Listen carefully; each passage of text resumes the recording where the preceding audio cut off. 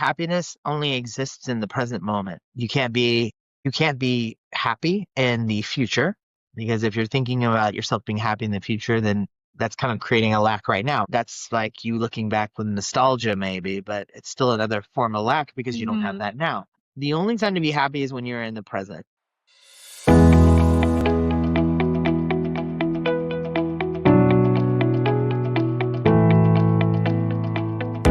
Hello and welcome back to my podcast with Laura Smith, episode 5.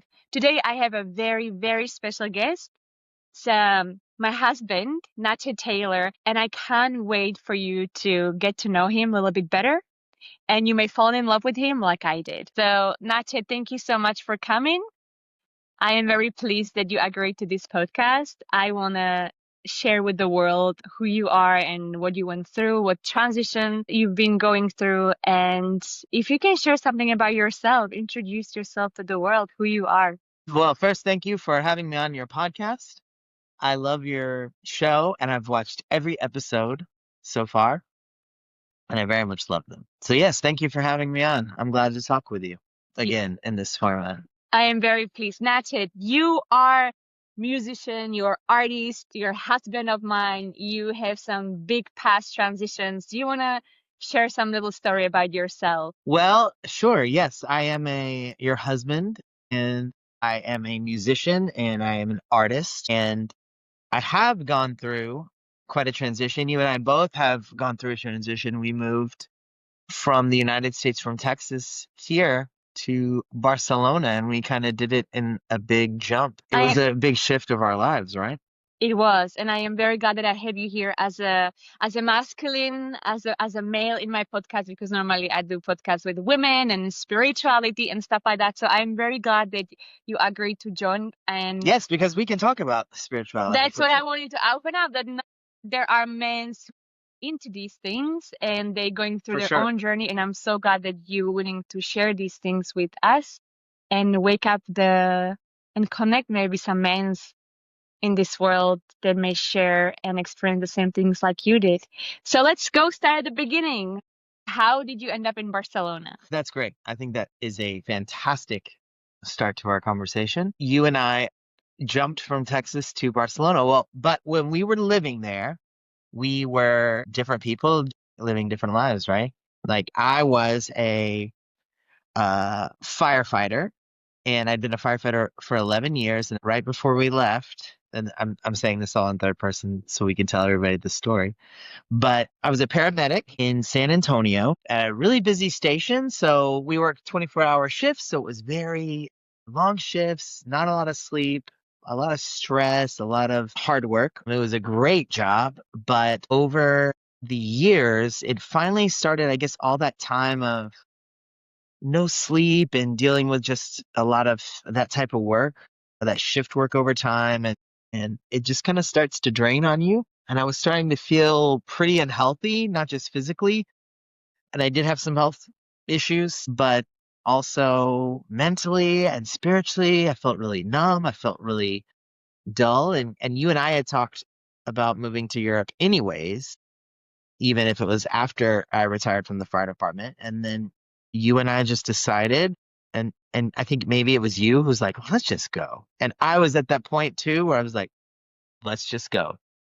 And so we just ended up in Barcelona, which was, I guess, our logical choice. You and I sat down on the list and figured out where we should go in Europe, and we were pretty thoughtful about that. But the big thing about this is that we all knew that that's something that we wanted to do, and that's something that we did do. What I did not know is that getting away or changing that shift in my life where I wasn't working in such a hardcore, adrenaline fueled, high functioning job that I was constantly recovering from my shifts, and then I would go straight back into it. I'd recover and then I'd go back into it. And that getting away from that and getting something as simple as sleep and starting to take care of my body shifted not just my physicality and my health, like physically, but also my mental well-being and also my spiritual. And it was kind of, I noticed that moving from these environments and making that change really shifted and opened up something in me. That was my own personal journey.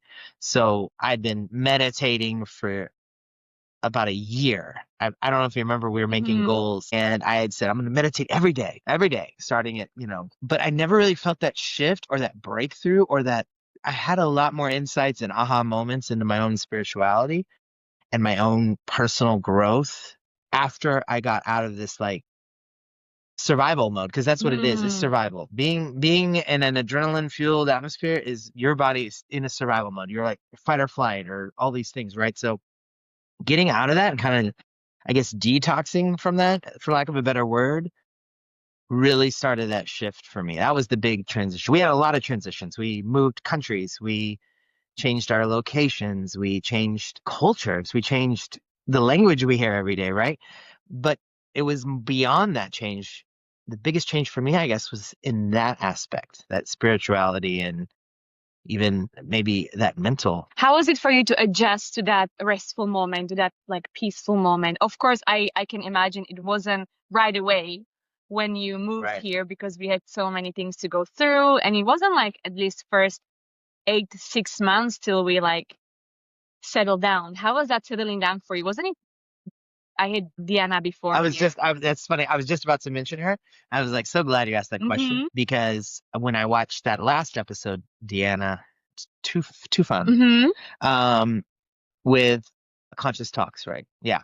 I loved that episode. And I loved when she was talking about how she lived in this high functioning career and she had health issues as well, she was talking Mm-hmm. about, and she had these same things, and I absolutely resonated with that. So when she was talking about how it was so hard to, like, she had her child, I guess, and that was like the time, or when she took off work to have her maternity leave, that was the time where, like, okay, everything slowed down, but she felt very restless in that moment. And I absolutely know that because when we came to Barcelona, and not only was it like me not working in that industry anymore, we also moved to Barcelona, which is the chillest. I mean, everybody here is so chill. Like there is nobody gets in a hurry for anything over here. Mm-hmm. And then half the day, the middle of the day shuts down so that everyone can take a nap and nothing's open. So it's like not only that, we moved to a place where it was like the culture itself is like, don't be in any kind of hurry. Mañana, mañana, right? So it was very difficult to embrace that when your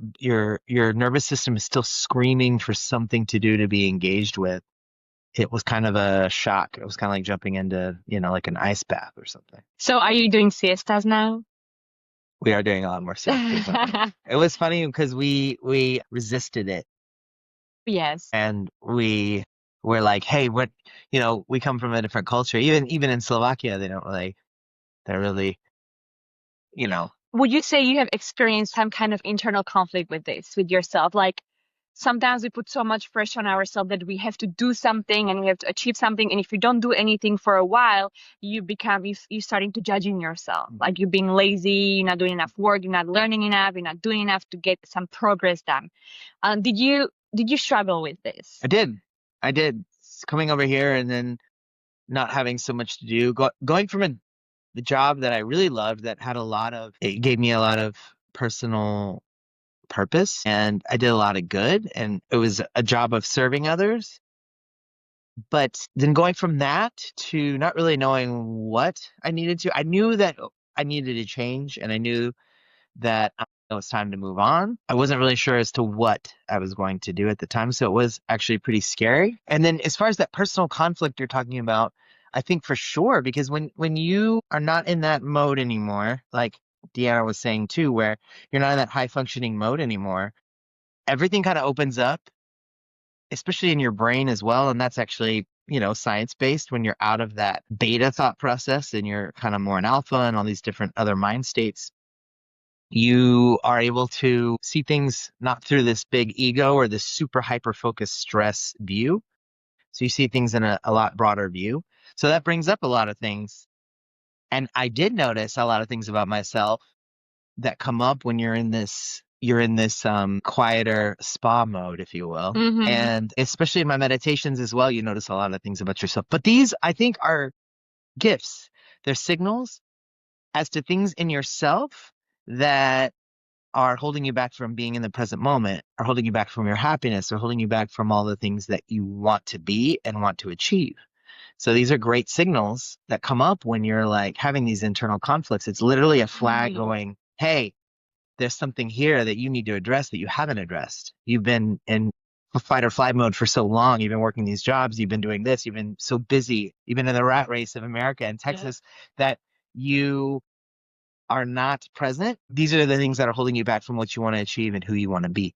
And these are gifts. These are signals. These are like, you know, but you weren't able to notice them before because you were surviving, or at least your brain was telling you you're surviving. So now you're not in survival mode. You're in your cave. You're safe, and you're left with the thoughts in your head. I think The thoughts in your head. yes. I think like one of the biggest and that happened to you, waking up call for people is when they got sick, when they got problems with their body. That's like a big. You had that. I did that too. You went through Deanna had that. that. I think some there were maybe Yes, I think doesn't matter. it doesn't matter. Yes, there's like lots of people when you always keep having these signals that is trying to communicate with you through whatever sign. I think Domi said that. Like I noticed a lot of these conversations you're having. It's that yes, I didn't mean to cut you off, but it's there's that that's like the big wake up call. Yes, Yeah. that's it. So you were saying about something about personal purpose. What is that personal purpose for you? Now, Yes. oof. But that one I'm struggling with because I went from a job of having like you show up and you have the personal purpose, right? So like it's like the personal purpose is thrust upon you when you're a firefighter or a paramedic because someone calls and you go and you help. And you go no matter what. And that's that duty. So you have this purpose and it's kind of like every day I didn't know what my purpose was. One day it would be I would serve a medical purpose for somebody. I would help somebody medically. Or another day I would maybe put out a fire or I would save ducks or a cat or a dog or something. But I served some purpose and every day I was a servant.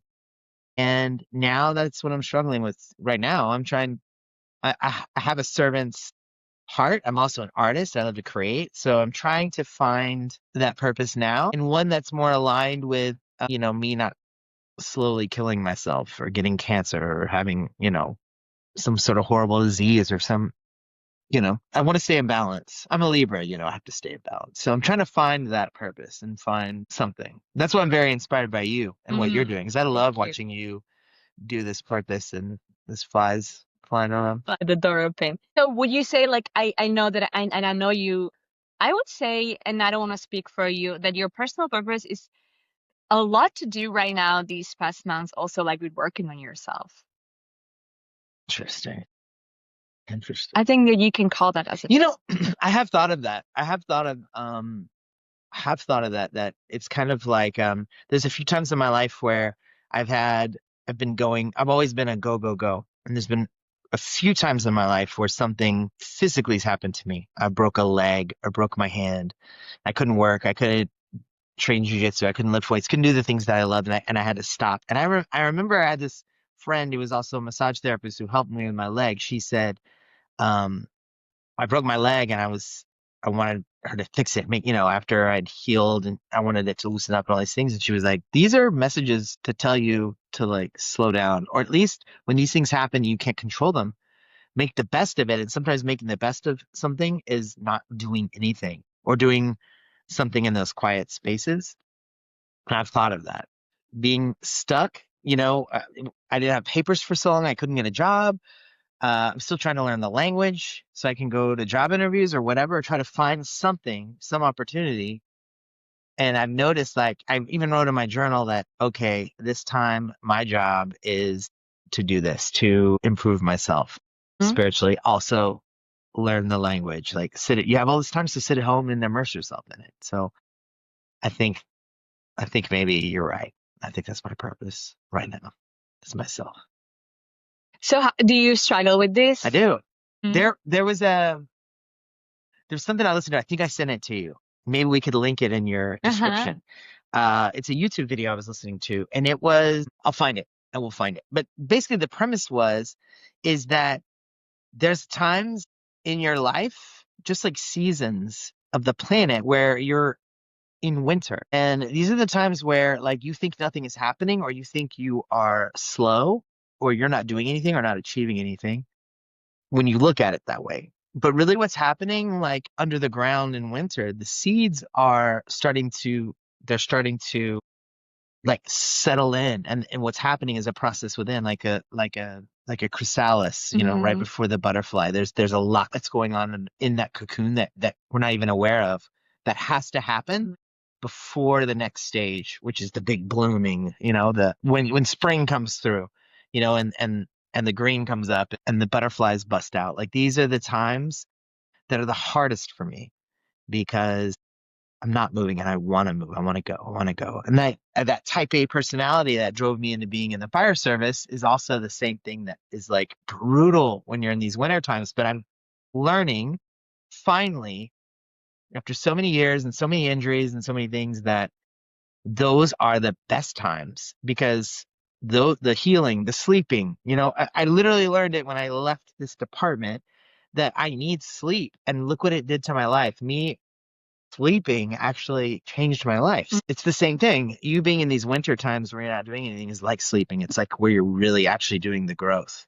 They say, when you work out, it's not the lifting the weights where the muscle grows. It's actually when you're sleeping. That's more important. That's when the actual growth happens. And that is what I'm now finally starting to learn after all these years, after the universe like beat it in my head 70,000 times. It's finally like, this time I'm like, oh, okay, finally I get it. Very hard headed, as you know, like that. How is it for you? And I know, and I've struggled with this too, and I believe there is so many people who struggle with this, where you sleeping for a period of time, and then you consciously know, like after this winter time, the spring's supposed to show up, but it's not happening for you.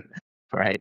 So it can get frustrated, and you meditate, you journal, you work on yourself, you have that kind of personal purpose of where you want to grow, and then you do all this work, and then suddenly you're kind of waiting, and there's nothing is happening. Is it happening to you sometimes? Because it happened to me so many times Yes. where, And I can talk to that, and for any listener or whatever, I can offer advice, but not advice from knowledge. I can only offer what I believe or what I hope to be true, because I'm going through that right now. I'm waiting Mhm. for the spring, right? But during this time, coming here to Barcelona, or during this quiet time of not having to struggle or not having to all that purpose, is so we've been studying a lot of Kabbalah, and Mhm. we discovered a lot of different cool podcasts and a lot of talks and a lot of different things. But listening to David Guillaume talk a lot on podcasts, and then following a lot of him online and listening to his teachings and stuff like that, there's a lot of good universal wisdom there. Mhm. There's a lot of good spiritual laws that any religion teaches the same thing. And it's so fascinating to me. That's why Kabbalah was so fascinating when I was learning about all these, this ancient wisdom that's been around for thousands of years, but it transcends all the religions kind of have the same message. This is very important. One of the things that they teach in there, this is true because I've seen it in my life, or at least I can anecdotally say it's true. It's just the having certainty in that work. Like, you do the work and the rest is going to work itself out. All you can control is what's in yourself. So having certain, like, if we do the work. Mhm. I do this winter period waiting for something. Why isn't that coming? That's not having certainty. That is pushing, trying to push, trying to make, trying to control. Mhm. It's still like, just do the work. The opportunities will come. And how many times can you say in your life? And I know I can. We've talked about this, where you finally just let go and say, I don't care, whatever it is, what it is. Then that's like that next day or And that minute, that's when like it happens. boom, that's when the phone call, or that's when this happens, or that's when the spring occurs. When you finally, because it's this, if you were sitting there struggling and waiting for the winter to end, you're Mhm. not doing what you're supposed to do in the winter, which is surrender, which is just sit back and be like, whatever, let the process happen. That's surrendering. Yeah. The seed under the ground is surrendering. It's not trying to push up a green sprig above the earth before it's time, because it would die, or it would not be healthy. It's actually the surrender. And so I would say that teaching was probably one. That's the one I'm trying to embrace right now. And every time I keep Surrender. pushing and waiting for this, I have to say, no, no, no, just surrender. Do the work. Do what you're supposed to do inside. And don't worry about the outside. That's all going to work itself out. Or at least I hope that's what's going to Of course it will. We have certainty, happen. so I do. I have it's certainty. gonna come. Divine timing. I believe in divine timing, and I know you do too. You mentioned Kabbalah, you mentioned David Guillaume. That is your, like, right now, like, a teacher, I would say, or it's helping you get to understand the spirituality, the religion part. And And I know that you brought a poem, and I would like to share it now because maybe we can touch up on that, what that means. Okay. Well, we were talking about Kabbalah, and one of the things about it is that, like I said, it was universal wisdom that's been passed down, and it transcends religion. And I had found a cool poem that I thought was good about that, because I've had conversations with people from many religions or many beliefs or many faiths, and I've always noticed, or I really liked how everyone kind of said the same thing in their own way. And then you don't really get, you can get all, I don't know, bogged down in a lot of the minutia of, this person and this prophet and this, whatever, or dogma or whatever belief systems. But really, in the end, I think they kind of all say the same thing. And I think it's very beautiful. And I think that's just a testament to there's all these different, there's never one way. And to say your way is the only way I think it's very short-sighted, and it's also it closes you off to a lot of possibilities as well. And I think there's so many different flavors and so many different ways, because there's so many different people, and what is going to appeal to me may not appeal to you. There's a lot of times, like with Joe Dispenza, we've talked about this. Like, I love the science behind it. I love that he like in all this and this and this. And to you, I think you're more intuitive. So you look at it more of like an intuition type thing. You don't really care about so much about the science. But I love, but there's different things that attract different people and different ways that our minds work. So I love that. And I think that's why we have all these different things. But the poem, it's by the poet Rumi, and it's entitled One Song. And it's all religions, all this singing, one song. The differences are just illusion and vanity. The sunlight looks a little different on this wall as it does on that wall, and a lot different on this other one, but it's still one light. We have borrowed these clothes, these time and place personalities from a light. And when we praise, we're pouring them back in.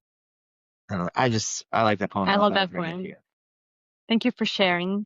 I'm gonna write the poem in the description so people can read that and maybe copy that, whatever. I haven't studied very many religions, just a few of them. But those things are real. Those core kernels are real. And I think those are the important things that we have to keep in mind and not get disillusioned by the illusions and the vanities of what we see around us of Christianity or any other religion that seems to be acting foolishly. But I don't think that's the true. I think those are masks. If that makes sense. So I don't think it's that different of a. Do you have any mindfulness practices that you can share? What do you do, like when you feel like overwhelmed, or when you feel going through a challenge, or when things are just not going the way you want it to go? Do you have any practices that helps you to overcome these challenges? Or Okay. I like to. Okay, so we were talking about being present, and I think that's like the key. I think that happiness only exists in the present moment. You can't be happy in the future, because if you're thinking about yourself being happy in the future, then that's kind of creating a lack right now, right? Like, I'm only happy in the future for something, right? If you're happy in the past, well, then that's like you looking back with nostalgia maybe, but it's still another form of lack because you don't have that now. The only time to be happy is when you're in the present. So that's why I think it's important for us to be mindful. So something as simple as, man, just knowing that. If you know that, then you can practice mindfulness at any time. And one of the things I like to do, and actually I use this as a paramedic when somebody was having a panic attack. Your mind is doing something to make your body have this full-blown panic attack. So actually making someone be present and mindful is actually pretty difficult in that moment. And they are very mindful of what's happening to them right now. Like, they're breathing too fast, their heart rate, their chest hurts, all these things are happening to them.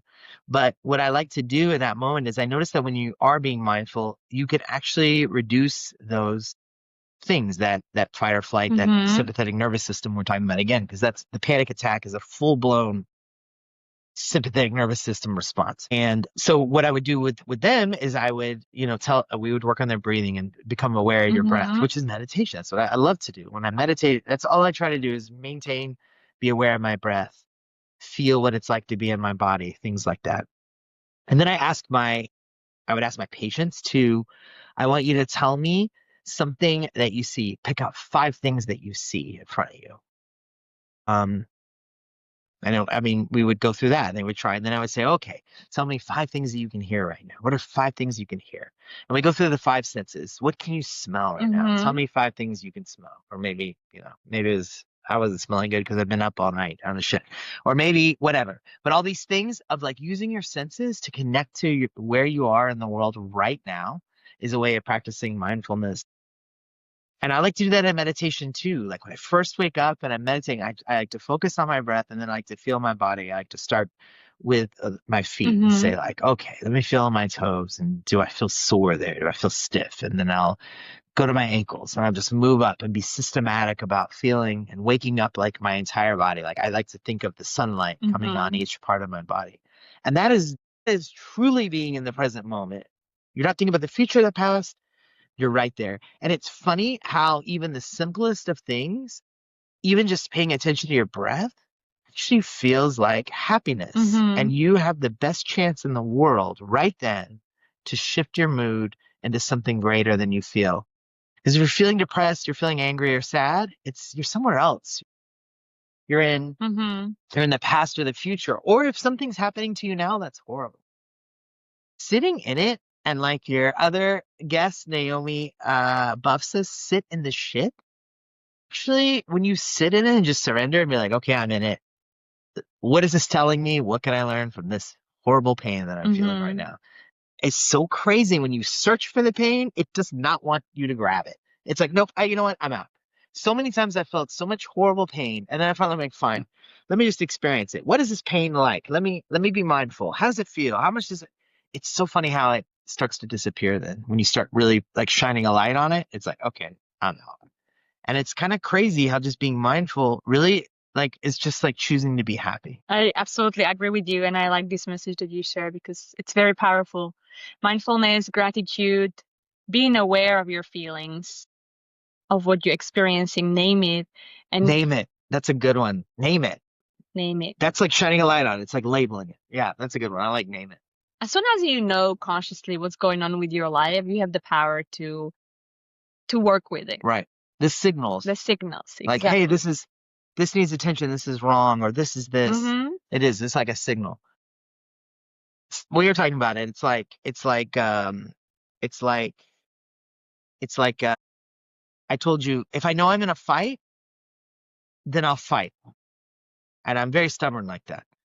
It's like, oh, this is a fight. This is a challenge. This is a workout. This is a what I'm in it. I'll do it. I don't care. But it's when I don't know, that's when I fail. I don't know that I'm in a fight. Of course, I lose, Of right? So course. it's like if I'm like, I want to change something about myself and I'm doing a habit or doing something in particular that I want to change, but I don't realize that I have this choice before I do it or it's a habit, Mm, then I lose because I don't. But once it's like, once you show me, once I have a signal, once I'm in, I can slow down and see those signals, like you're saying, then it's like, it's way easier because now I'm in a fight. Now I know how to fight.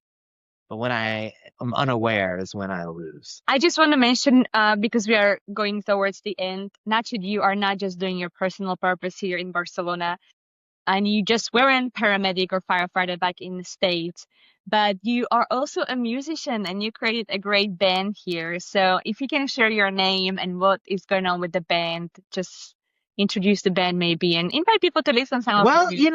right now I'm doing a country Americana thing. I've been a songwriter for my entire life, ever since I was a kid and could make up words.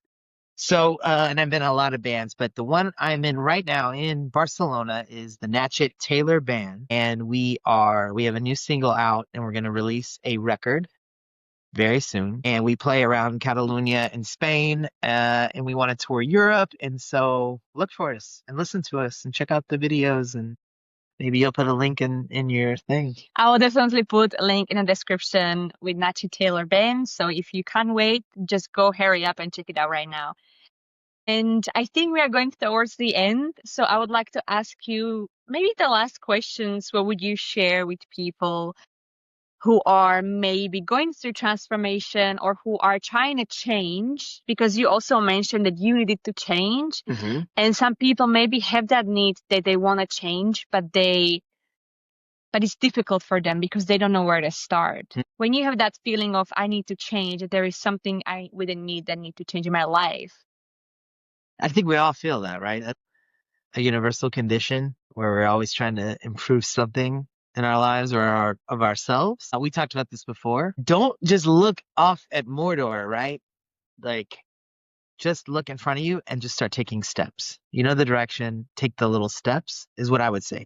Because it can be so daunting to see what you're trying to become or what you want to change or the problem in front of you. But so many times you can break that down into just steps. And so if we're talking about mindfulness or we're talking about spirituality, which is why I love your channel and what you do, I would say meditation changed it for me, turned everything around for me. And meditation doesn't have to be anything like daunting or crazy. I like to do it in the mornings, like first thing when I wake up. It just has to be, like I was saying, something so simple of just practicing being in the present moment of mindfulness. And that could be 10 minutes of breath. Pay attention to your breath. Anytime a thought comes up, because it will, a million thoughts are going to try to hit you when you first wake up. It's that practice of trying to be like, okay, cool, and just let it go. Just focus on the breath and focus on your body and focus on these things. 10 minutes. I like to do it with music because that tends to help me. Just nice meditation music, nothing like with a beat to get stuck on, but just something that's in the background. It really helps me kind of keep my brain clear, and it just gives you that. I think that's like the moment. Start your day right. Start with 10 minutes. And as you meditate, for me, it was after a while, it was like so many other things opened up to me. So many other the next steps came to me. But it's like, if you're trying to go across to the mountains in the distance, you don't really know the way, but you do know the direction. You can start taking steps, and as you go, you will find your way as it happens. You'll see where you need to go. And I think that just start with little baby steps is always the thing, because if you do just a little bit today, you're already better than you were. The path will reveal itself if you are making little steps. Just keep making steps. Keep making steps. Well, thank you so much for being. Thanks for having me. I love that I'm such a fan.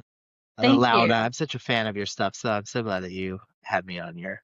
So if you want to connect with Natchet, you're gonna have everything in the description. You can follow him on Instagram, follow his YouTube channel, listen to his music, anything you like. And if you are interested in more of Natchet's wisdom, you can just hit the comment, subscribe button and say, hey, bring Natchet again. And I absolutely will, because he's with me home 24/7. So it's all good. I have him by my side. Anyway, thank you so much, everybody, for watching. It was such fun today with Natchet. And I love you. And I love you too. And yes, please hit the subscribe button and share your thoughts and if you had any aha moments, please share them in the comment. I would love to read it. Thank you so much.